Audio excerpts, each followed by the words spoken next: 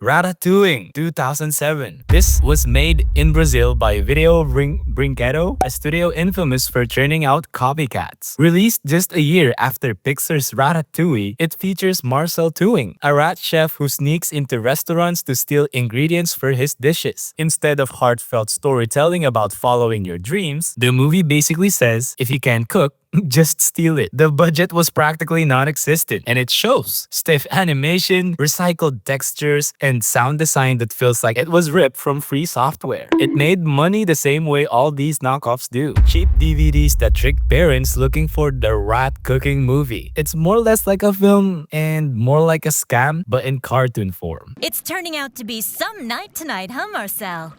Yeah, you're right. So far tonight, I've been asked to make 12 olive creams and soda.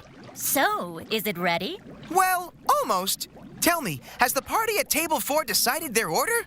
Yes, he ordered tonight's special, the larva pie. Carol, why didn't you tell me sooner? The Little Panda Fighter 2008. So, another gem in Brazil. I guess it's really infamous there to make knockoffs. So, The Little Panda Fighter, clearly riding the hype of DreamWorks Kung Fu Panda. This one swaps martial arts for, pro wrestling. The panda, Pandaka, doesn't want to fight at all. He just wants to be a dancer, but his boss forces him into the wrestling ring anyway. So the result was a movie that has almost no action, painfully slow pacing, and some of the laziest animation you'll ever see. The whole thing feels like someone made it over a long weekend. Obviously, no official box office exists because it never went to the theaters. Again, just as always, just straight to DVD to trick the parents. And in this corner, we have the current reigning and undisputed national heavyweight champ himself, weighing in at, hey, kid, you're not on one of those shake diets, are ya? He'll be shaking tonight.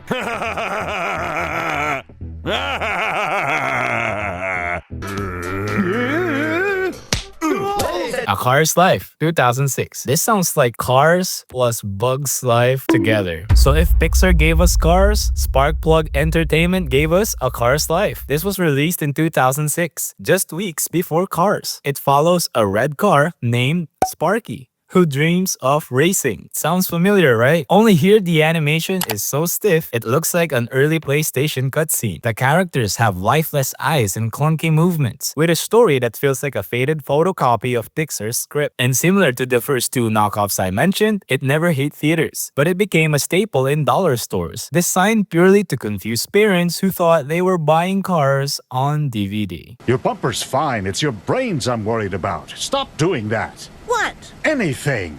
Just get behind me and drive like a normal car. Boring. Sparky, when are you gonna grow up? I am grown up. No, you're not. Well, I'm not a baby, and I'm not you. What's up? Balloon to the Rescue 2009. So one of the most infamous ripoffs is What's Up, Balloon to the Rescue. Yet again, by guess what? Video Brinquedo, released right after Pixar's Up. It copies the same core idea, balloons lifting a house. Only instead of a heart and soul, we get blocky, plastic-looking characters with barely any lip syncing. Which is the up button? This arrow right on the top. Which one? This one here? Oh! Really cool! Houses aren't aerodynamic.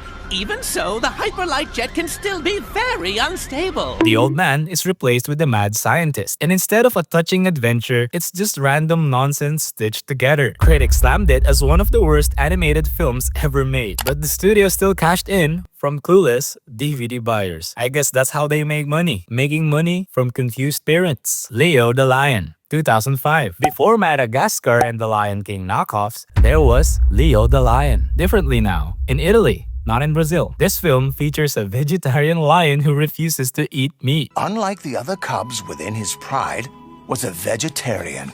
He preferred to eat grass rather than hunt like the others. It's meant to teach kids about kindness and non-violence, but the execution is so poor, it's unintentionally hilarious. The backgrounds repeat constantly, the characters float oddly, and the voice acting feels like it was recorded in someone's closet. Hopefully not mine. Please, I need you to hurry and get me to Beatrice, the elephant doctor. Well, now, of course, I don't know. It poses a few logistical problems. Oh, please, Leo. I'm so frightened here. Financial details are murky, but it was clearly made on the cheap and targeted at international DVD markets desperate for family content. Kiara the Brave, 2011. This one is sneaky. Kiara the Brave came out the same year as Pixar's Brave. But here's the kicker. The movie had nothing to do with Scottish princesses, archery, or even bravery. Instead, it's an unrelated Indian animated film that was retitled to ride Pixar's marketing wave. Distributors slapped on misleading posters, making it look like a Brave spin-off. Parents rented it thinking it was connected to Merida's story, only to discover a totally unrelated, low-quality fantasy adventure. It's less of a movie. It's more of a marketing con. There you are. I came to tell your father about some bad elements planning to harm our world. They came here. Don't know who they were.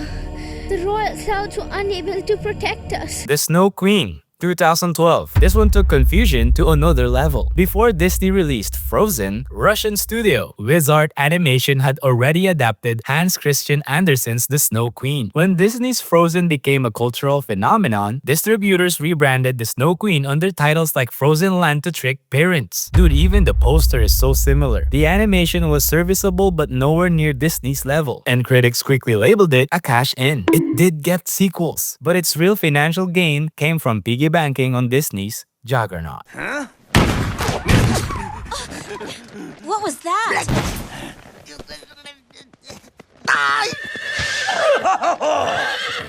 It looks like a royal hunt! Little B, 2007, a shameless clone of DreamWorks' Bee Movie. It follows the exact same idea, a plucky bee going on human-like adventures. Only this time, the animation looks like a rejected Saturday morning cartoon, released straight to DVD. It never made any money but managed to circulate internationally in bargain bins. It's one of those films so low effort, you wonder if the creators even cared, or if the entire goal was to rush something out while Bee Movie buzzed in theaters. You're such a drama queen. So, you like the chef? No! Yeah, well, he's gonna make one lousy batch of honey after the other, right? Then he'll force you to eat that sludge and cook it too, unless you help me out. Chopkick Panda, 2011. Released the same year as Kung Fu Panda 2, this knockoff came from the US. Distributor Phase 4 Films, a company notorious for cheap mockbusters. The story follows a panda named Zebo, who is of course a martial arts master destined to save the world. But unlike DreamWorks' polished animation and heartfelt comedy, Chopkick Panda runs under an hour and looks like a Saturday morning cartoon from the 90s. It was rushed to DVD shelves specifically to catch parents looking for the Kung Fu Panda sequel. The trick even fooled enough Redbox renters to make it a minor success in the bargain bin economy. Surrender, my inferior foe, my inadequate adversary, my measly menace, or perish at my hands. Ugh, I will never surrender. The Autobots, 2015. Nope. It's not the Transformers. This one is legendary because it was produced in China. The Autobots blatantly rips off Pixar's Cars. The poster and DVD cover were almost identical to Pixar's designs, with characters that look like Lightning McQueen's long-lost cousins. Disney and Pixar even sued the studio for copyright infringement. That's how shameless it was. Unlike some of the earlier Brazilian knockoffs, the Autobots actually made international headlines for being a copy so close it became a legal issue. The movie itself, well, it's a confusing, low-quality mess with stilted animation and zero charm. But it stands as one of the most infamous cases of animated plagiarism in history.